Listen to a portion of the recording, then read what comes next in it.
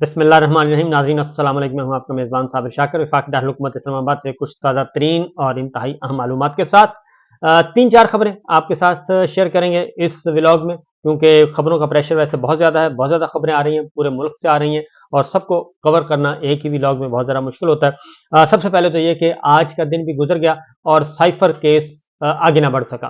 Cipher trial जो है वो आगे नहीं बढ़ सका। उसकी रीज़न एक तो यह है कि वो ट्रायल जो है वो गैर आइनी और गैर कानूनी तरीके से हो रहा है और ये करने वालों को भी पता है और करवाने वालों को भी पता है। इसलिए जैसे जैसे प्रेशर आता है साइफर कोर्ट पे, उसके अकॉर्डिंगली वहाँ पे काम शुरू हो जाता है, लेकिन जैसे ही प्रेशर कम होता है तो काम रुक जाता है। इसलिए आज भी काम नहीं हो सका। कल 10 गवाहान के बयानात रिकॉर्ड किए थे। आज गवाहों के बयानात पे जिरा होनी थी, लेकिन इमरान खान साहब और शाह महमूद कुरैशी साहब के वकला जो हैं वो नहीं गए। और वो क्यों नहीं गए, ये मेरा ख्याल है कि वो ही बता सकते हैं, लेकिन उनके अदम मौजूदगी की वजह से, उनके ना जाने की वजह से समात मुलतवी करना पड़ी। लेकिन मैं ये समझता हूँ कि इमरान खान साहब के और शाह महमूद कुरैशी साहब के वकला दानिस्ता नहीं गए, और उसकी रीज़न ये है कि इस्लामाबाद हाई कोर्ट में आज हियरिंग थी साइफर ट्रायल की, जो कि इन कैमरा किया जा रहा है। उसकी जो हियरिंग हुई है उसमें भी वो काफ़ी मीनिंगफुल और काफ़ी इम्पॉर्टेंट थी, और उसमें कुछ ऐसे सवालात उठाए गए कि जिससे लगा कि जो इस्लामाबाद हाई कोर्ट है वो उस मामले में जो कि पिटीशन गई है इमरान खान साहब की, उसमें उठाए गए पॉइंट्स जो हैं वो उनको अहमियत दे रही है। आज सलमान अकरम राजा साहब ने आर्गू किया, और अलीमा खान और उज़मा खान जो उनकी बहनें हैं वो भी मौजूद थीं, और जो एडिशनल अटॉर्नी जनरल वो गए, लेकिन अटॉर्नी जनरल नहीं थे। इसलिए सलमान अकरम राजा साहब को ये कहा गया कि बैरिस्टर मियां गुल हसन औरंगजेब साहब ने कि अटॉर्नी जनरल को नोटिस कर देते हैं, उनको सुन लेते हैं और उसके बाद फिर आगे मामला को बढ़ाएंगे। लेकिन जो हेयरिंग हुई उसमें सलमान अकरम राजा साहब ने कहा कि प्रोसिक्यूशन की दरख्वास्त पर बाद में अदालत ने ट्रायल इन कैमरा का फैसला सुनाया था। अदालत ने अपने फैसले में लिखा कि साइफर केस की कवरेज पर भी पाबंदी होगी, क्योंकि साइफर कोर्ट ने पाबंदी लगाई हुई है। अदालत ने लिखा है कि कार्रवाई की रिपोर्टिंग से दोस्त ममालिक के साथ ताल्लुकात पर असर पड़ सकता है। कहा गया कि बानी पीटीआई के अमल से साइफर सिक्योरिटी को मुतासर किया गया। प्रोसिक्यूशन की तरफ से एक जनरल इल्ज़ाम लगाया गया, क्या लगाया गया, कोई वजाहत नहीं की गई कि सिक्योरिटी क्या थी। मुतल्लिका हुकाम को बताते हैं कि साइफर कोड हर कुछ माह के बाद तब्दील हो जाता है। सलमान अकरम राजा साहब ने 28 नवंबर को ट्रायल कोर्ट ने जो ओपन ट्रायल का हुक्म दिया था वो भी पढ़कर सुनाया, और उन्होंने कहा कि बाद अदालत ने प्रोसिक्यूशन की दरख्वास्त पर इन कैमरा ट्रायल करार दिया और इस्तगासा ने इन कैमरा प्रोसीडिंग की दरख्वास्त दायर की। क्या अदालत ने इस दरख्वास्त पर नोटिस जारी किया था, अदालत ने पूछा। फर्द जुर्म कब आयद हुई, जस्टिस साहब पूछ रहे हैं। 14 दिसंबर को फर्द जुर्म आयद हुई। इस केस में एक मसला हो रहा है, ट्रायल कोई कर रहा है और अपीलें कोई दूसरा वकील कर रहा है, यानी कि इमरान खान साहब के जो वकील ट्रायल कोर्ट में पेश हो रहे हैं वो इस्लामाबाद हाई कोर्ट में नहीं है। इस्लामाबाद हाई कोर्ट में सलमान अकरम राजा साहब हैं, मिस्टर पंजोता यहाँ हैं, ये ट्रायल कर रहे हैं। उन्होंने बताया है खुद ही कि दिसंबर को फर्द जुर्म आयद हुआ। सलमान अकरम राजा साहब ने कहा कि जी वकील बैठे हैं, उन्होंने मुझे बताया है। तो ये डायरेक्शन केस कैसे है?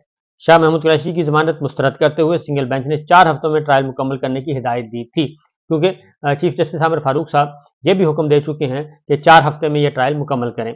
तो उस तरफ भी बताया जा रहा है। और क्या 4 हफ्तों का वक्त दिया गया? जस्टिस मियां गुल हसन औरंगजेब साहब ने हैरानगी से पूछा। तो क्या ये सच है कि 4 हफ्तों का वक्त दिया गया है? अदालत का एडिशनल अटॉर्नी जनरल से इस्तफसार। जी 4 हफ्तों का वक्त दिया गया था।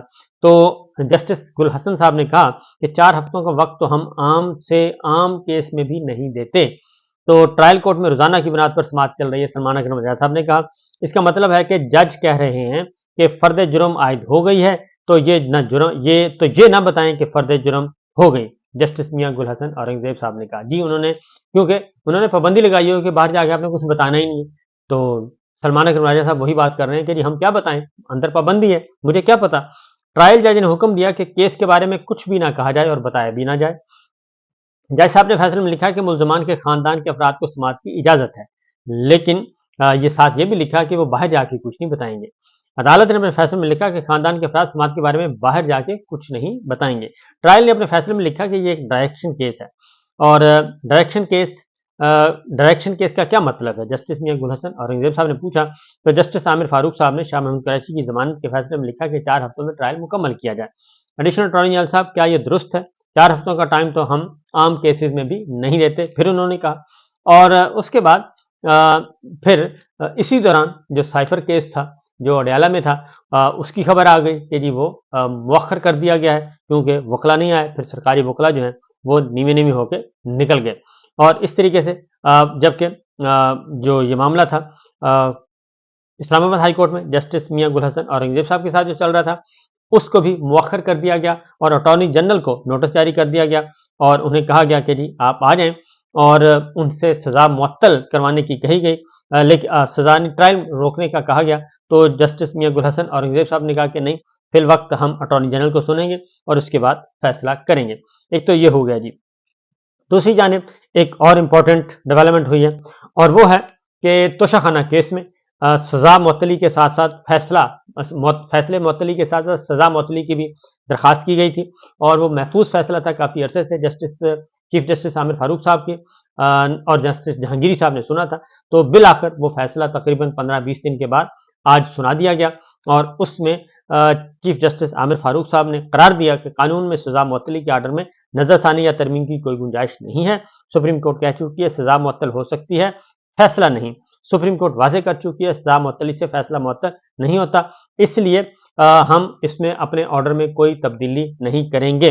तो लिहाजा इमरान खान साहब का जो तोशाखाना में सजा मुअत्तली के साथ साथ उनकी नाअहली की गई है, वो नाअहली फिल वक्त बरकरार रहेगी इस हाई कोर्ट के ऑर्डर के तहत। लेकिन ये मामला लाहौर हाई कोर्ट में भी मौजूद है और लाहौर हाई कोर्ट में अलग से पिटीशन फाइल की गई है कि वहां पे कि इनकी जो इमरान खान साहब की तोशाखाना में नाअहली है, इलेक्शन कमीशन ने जो नोटिफिकेशन जारी किया है उसको भी ख़त्म किया जाए और उसको भी कलअदम करार दिया जाए।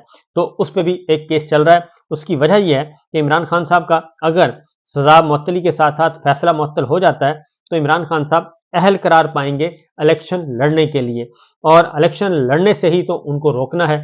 इसलिए चीफ जस्टिस आमिर फारूक साहब ने जो आज हुक्म सादर किया उसके मुताबिक उन्होंने ये एक हर्डल क्रिएट करने की कोशिश की है।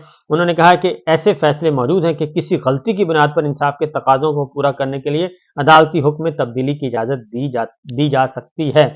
लिहाजा उन्होंने कहा कि इस्लामाबाद हाई कोर्ट के रूबरू सजा मुअत्तली के दरखास्त पर समाअत के दौरान इलेक्शन कमीशन का नोटिफिकेशन इन फील्ड था। इसलिए उन्होंने कहा जी कि हम उस नोटिफिकेशन को लाहौर हाई कोर्ट ने नोटिफिकेशन को चैलेंज करने की दरखास्त पर नोटिस भी जारी कर रखे हैं। अदालत ने अब यह मामला लाहौर हाई कोर्ट पे भेज दिया है, अपनी अदालत से यहां से केस डिस्पोज ऑफ कर दिया।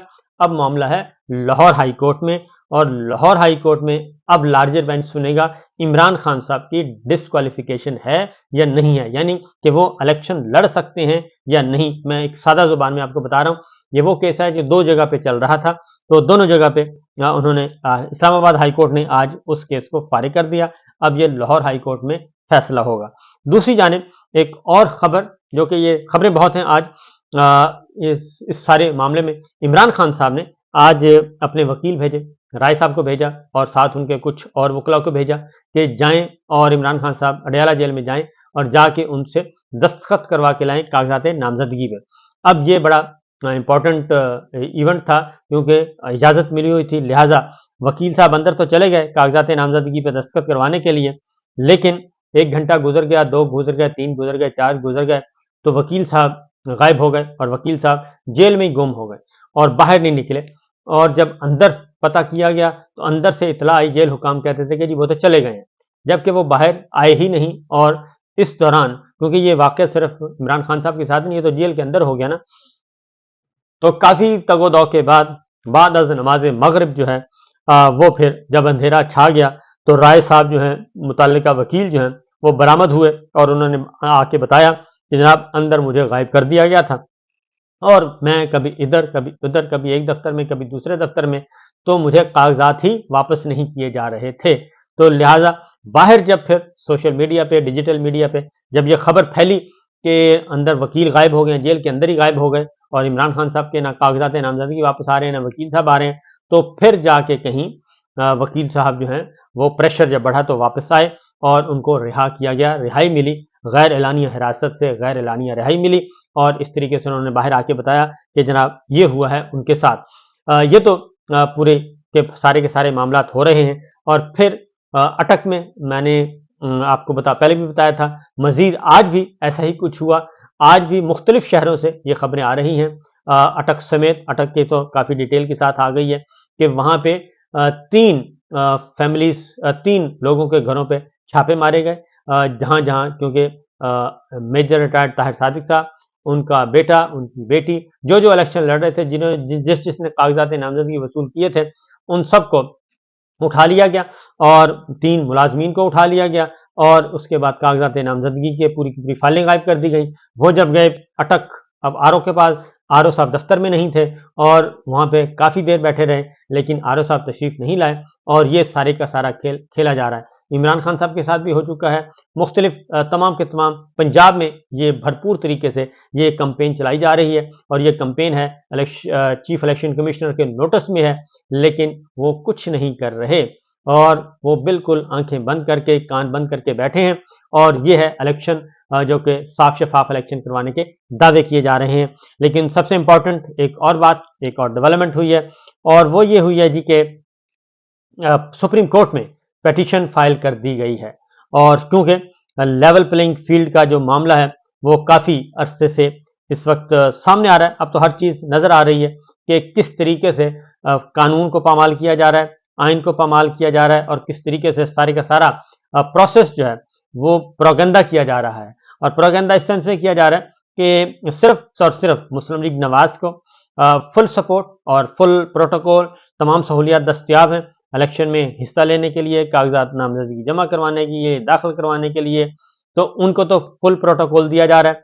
लेकिन जो सबसे लिए मसाइल पैदा कर रहे हैं वो मसाइल पैदा हो रहे हैं पाकिस्तान तहरीक इंसाफ और उनके रहनुमाओं के लिए। उनसे कागजात भी छीने जा रहे हैं, उनको अगवा भी किया जा रहा है, मुकदमात भी दर्ज किए जा रहे हैं, 3 MPO के साथ भी नज़रबंद किया जा रहा है। तो सुप्रीम कोर्ट ऑफ पाकिस्तान में दरखास्त दायर कर दी गई है। पाकिस्तान तहरीक इंसाफ के चेयरमैन गौहर अली खान ने यह दायर की है 184(3) के तहत आम इंतखाबात को शफाफ बनाने और लेवल प्लेइंग फील्ड फराहम करने के लिए तहरीक इंसाफ की यह दरखास्त आई है। दरखास्त में वफाकी हुकूमत, इलेक्शन कमीशन और वफाकी हुकूमतों को फरीक बनाया गया है, सूबाई हुकूमतों को फरीक बनाया गया है। सुप्रीम कोर्ट तहरीक इंसाफ को लेवल प्लेइंग फील्ड और शफाफ इंतखाबात के लिए फ्री कैन को हिदायत जारी करें। फ्री कैन को तहरीक इंसाफ के कारकुन और रहनुमाओं को हरासा करने से रोका जाए। अब यह मामला पहुंच चुका है सुप्रीम कोर्ट ऑफ पाकिस्तान में।